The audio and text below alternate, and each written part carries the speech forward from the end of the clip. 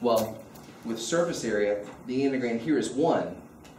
But again, this is sort of a theoretical definition of what a surface area is measuring. When you transform it into something you can actually evaluate, you have to introduce it to this. And again, this is still a 1. But to transform this ds surface differential into a area differential over your UV domain, you have to use this surface area compensated cross product magnitude. So essentially that cross product is like your Jacobian, kind of like the R-squared. Similar, yes. The reason the cross product's used here is because I drew a really awesome picture on, I'm sorry I'm bragging on myself, I know, but it was a really cool picture on Tuesday night. If you imagine this surface sort of cut into patches, okay, something like this, and you want to approximate this area by looking at these as like little patches on a quilt, okay? So if you turn one of these patches into like a little snippet of a tangent plane, so there's a little tangent plane that kind of approximates that area of that curved patch on the surface. There's a tangent plane here that kind of roughly approximates that particular patch on the surface, okay?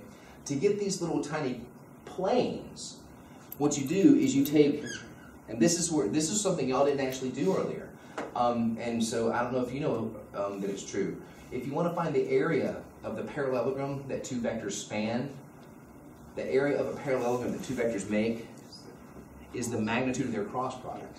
So if you look at these as little tiny r partial u and r partial v vectors on the edge of these tangent corners of this patch of the quilt, then the magnitude of those little bitty cross products are all these little tiny patches areas.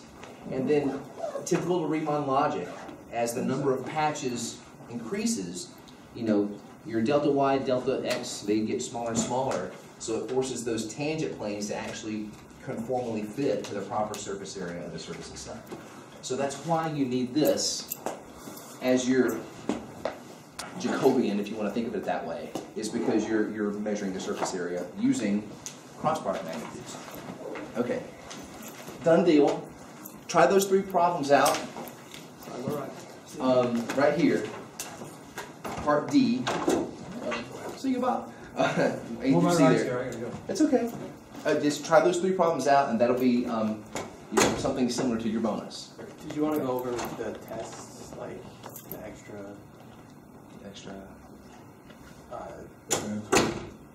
Three answers at the beginning, no, where you were going to double the I.